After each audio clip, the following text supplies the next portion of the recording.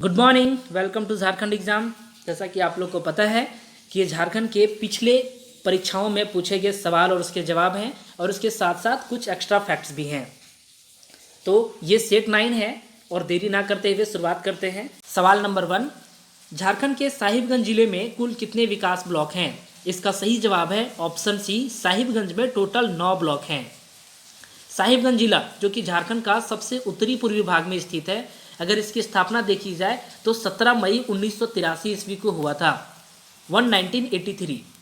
उस समय यहाँ पर टोटल 3 अनुमंडल थे, लेकिन 1994 में एक अनुमंडल अलग होकर के एक नया डिस्ट्रिक्ट बन गया जिसका नाम है पाकुड़।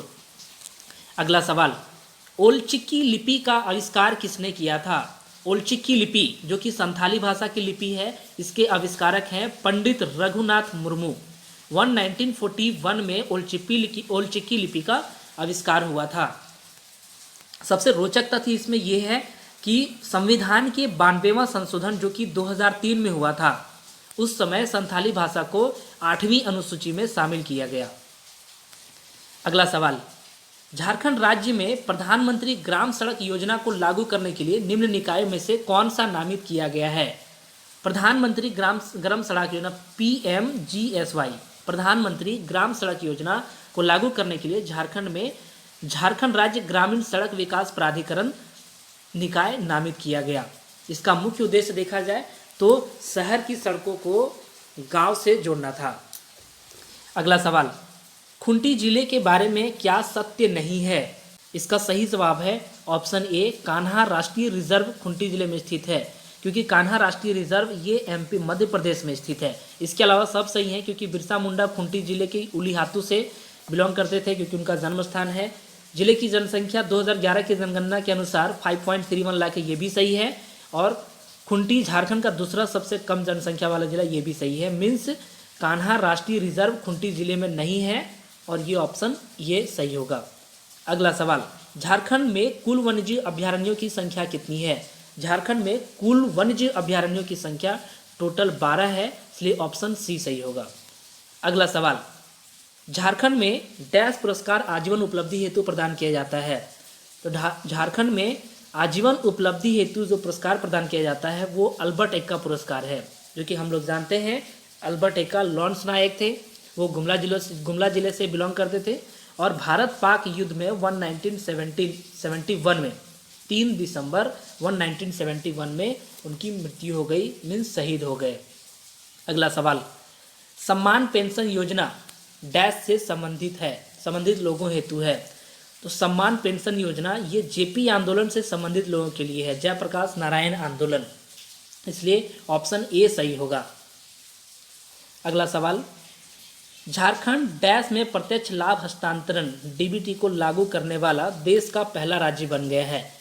इस सवाल को शायद हमने पहले भी किया है किसी सेट में से, जिसमें हमने बताया था कि डायरेक्ट बेनिफिट ट्रांसफ़र के लिए झारखंड केरोसिन सब्सिडी में पहला राज्य बन गया पूरे भारतवर्ष का, इसलिए ऑप्शन से सही ये सही होगा, केरोसिन सब्सिडी। अगला सवाल, झारखंड राज्य में किस खनिज का उत्पादन नहीं होता है? झारखंड में यूरेनियम थोरियम होता है बट पेट्रोलियम नहीं होता है, इसलिए सही जवाब ऑप्शन सी हो जाएगा। अगला सवाल, वर्ष 2015 में शिक्षा के लिए झारखंड सेवा रत्न पुरस्कार किसने जीता?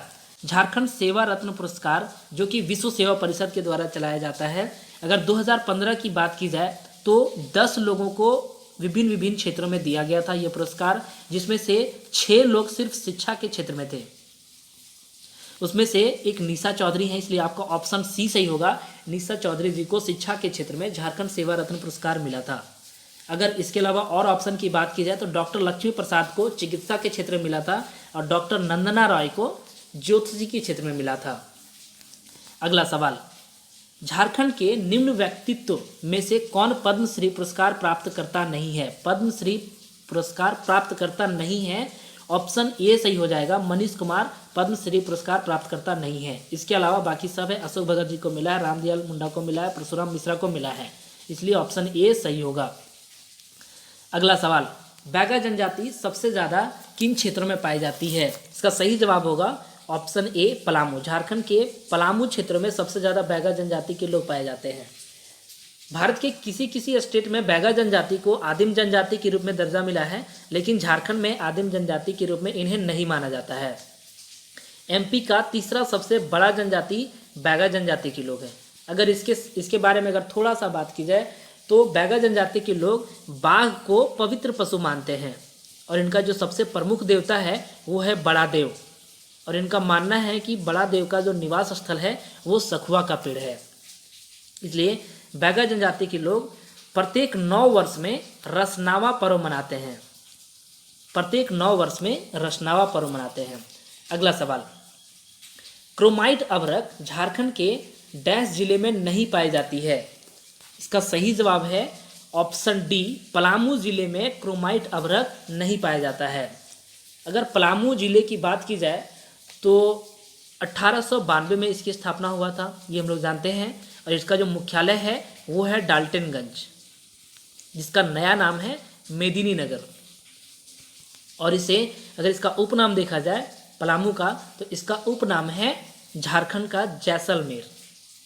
अगला सवाल, दुमका जिले में कुल कितने ब्लॉक आते हैं? इसका सही उत्तर है ऑप्शन सी, 10 ब्लॉक आते हैं दुमका जिले के अंतर्गत, इसलिए ऑप्शन सी सही होगा। दुमका जिला अगर इसका स्थापना देखा जाए तो 1855 ईस्वी में हुआ था, और बासुकीनाथ की नगरी भी दुमका जिले को कहा जाता है, क्योंकि हम लोग जानते हैं कि बाबा धाम जब जाते हैं मीन्स वैद्यनाथ धाम, वहाँ पूजा करने के बाद बासुकीनाथ जाते हैं जो कि दुमका जिले में स्थित है। इसके अलावा यहाँ पर कुछ और भी मंदिर फेमस हैं, जैसे दियपुर दलमी का दुर्गा मंदिर, शिव पहाड़, सुमेश्वर नाथ और नाग मंदिर भी फेमस है।